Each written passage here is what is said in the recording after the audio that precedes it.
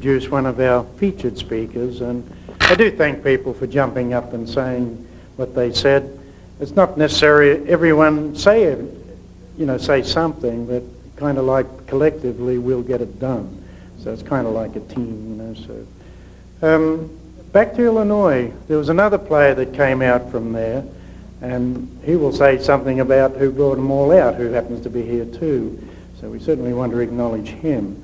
But there's sort of various levels. Zig had an idea, and then people sort of pushed him this way and that way to get at the status that it needed to succeed in the professional community. I was very privileged last year to attend this person's kind of retirement ceremony, and I still remember Doug's comment that Wes Becker is a true scientist.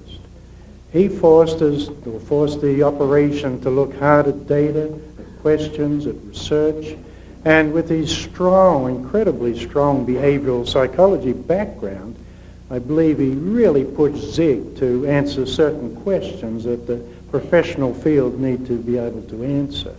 So I know Zig, as always, says that Wes Becker has contributed very, very significantly to the direct instruction movement. So it's very, very pleasing to have Wes come and pay his respects to Zig. Let's welcome Wes Becker.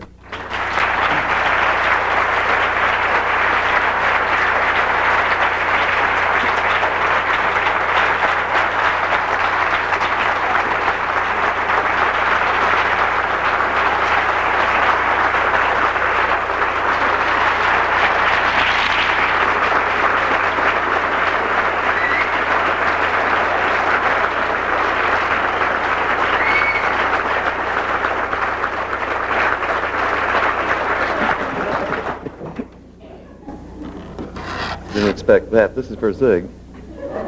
I ran into Zig one day when Gene called me up and said, we need somebody to sponsor this program because Bereiter left. And Zig, being a undergraduate, he got his BA in philosophy, didn't have a PhD. The College of Education wouldn't let him sponsor his own Carnegie grant for training teachers of the disadvantaged and running the preschools.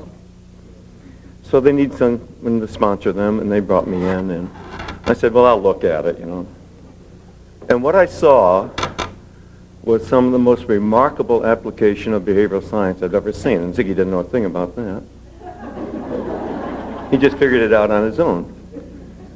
And after observing what was going on, I said, yeah, I'd be glad to sponsor that. And before too long, we were teaching 10,000 kids in follow-through all across the country. But before too long, we decided we weren't happy in Illinois.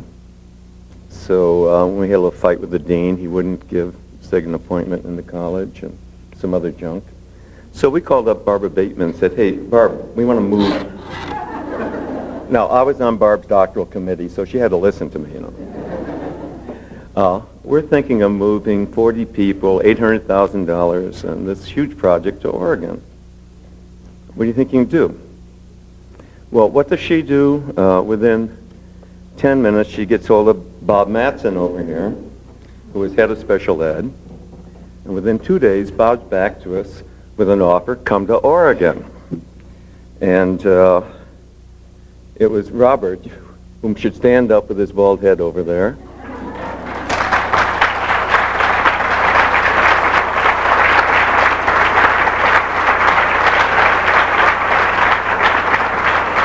It was Robert who was most instrumental in putting us in an environment where we could function, we could train, we could teach, we could do research, and do an effective job over the next 10 years of our life. Now, with respect to Zig, I can only say that initially, like other people, I was offended by him, but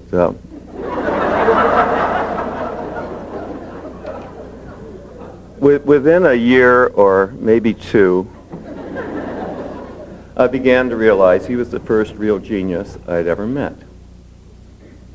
And as the years have gone on since 1967, he has produced programs in every area you can think of that are the most intelligent designs and the most powerful contribution to this country's education that any single person has ever produced.